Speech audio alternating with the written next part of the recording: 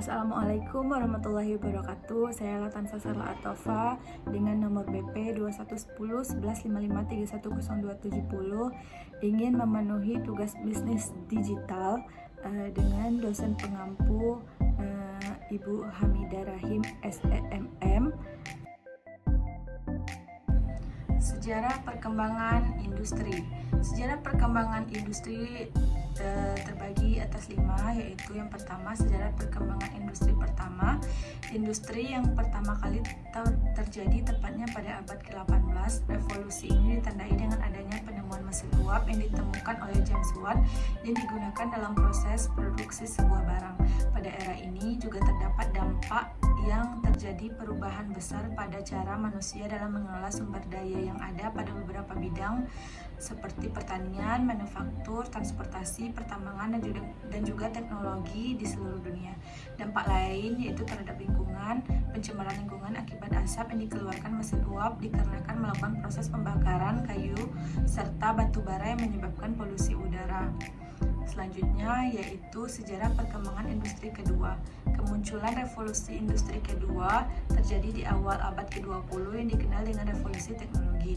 Revolusi industri yang terjadi ini ditandai dengan adanya penemuan tenaga listrik yang membuat mesin uap yang tadinya sering digunakan dalam proses produksi semakin lama digantikan dengan adanya tenaga listrik tersebut.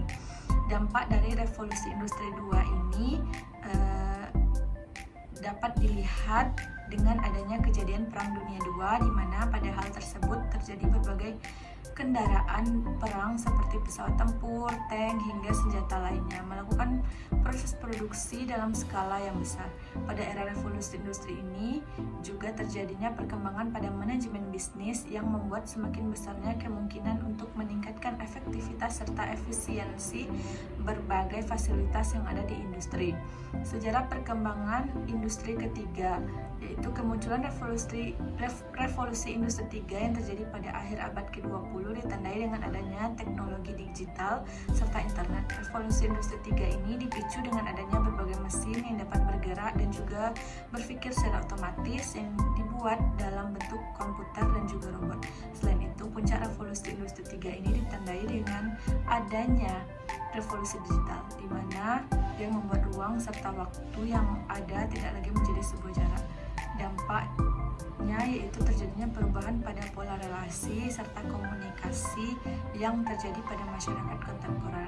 Berbagai bisnis yang ada pun harus beradaptasi dan merubah cara kerjanya agar dapat menyesuaikan dengan keadaan yang ada dan tidak hilang tertelan karena adanya kemajuan zaman ini. Yang keempat yaitu sejarah perkembangan industri keempat. Revolusi industri 4 yang terjadi pada awal abad ke-21 merupakan sebuah revolusi di mana manusia telah menemukan pola baru dengan adanya kemajuan teknologi yang terjadi begitu cepat sehingga mengancam berbagai perusahaan yang lebih konvensional. Dengan adanya revolusi industri 4 ini sendiri mengubah perspektif di mana ukuran perusahaan bukan lagi menjadi sebuah jaminan, tetapi bagaimana sebuah perusahaan dapat beradaptasi dan memiliki kelincahan merupakan sebuah kunci keberhasilan untuk mencapai tujuan serta prestasi yang ada. Berbagai teknologi baru yang tadinya tidak pernah terpikirkan pun bermunculan seperti layanan ojek online, pembayaran melalui gadget, hingga warung digital yang bermunculan di tengah revolusi industri yang ada saat ini. Pada era ini, setiap orang dituntut untuk memahami teknologi serta menggunakannya dan mengimplementasikannya ke kehidupan sehari-hari agar dapat bersaing dengan segala otomasi yang ada di era ini. Yang terakhir yaitu sejarah perkembangan industri kelima. Diperkirakan oleh negara Jepang yang mengumumkan akan kemungkinannya revolusi konsep industri 5 yang disebut sebagai era kebangkitan society. Konsep yang diusung pada industri 5 ini sendiri akan lebih fokus terhadap kombinasi antara pendayagunaan antara berbagai aspek seperti manusia, data, serta teknologi. Walaupun memiliki kemiripan dengan era revolusi sebelumnya, namun kedua era ini sama sekali berbeda berdasarkan fokusnya. Revolusi industri 5 ditunjukkan lebih berfokus kepada kesejahteraan masyarakat secara keseluruhan. Sekian, terima kasih. Ada beberapa pertanyaan. Soal yang pertama yaitu apa yang membedakan era industri keempat dengan era industri kelima? atau society?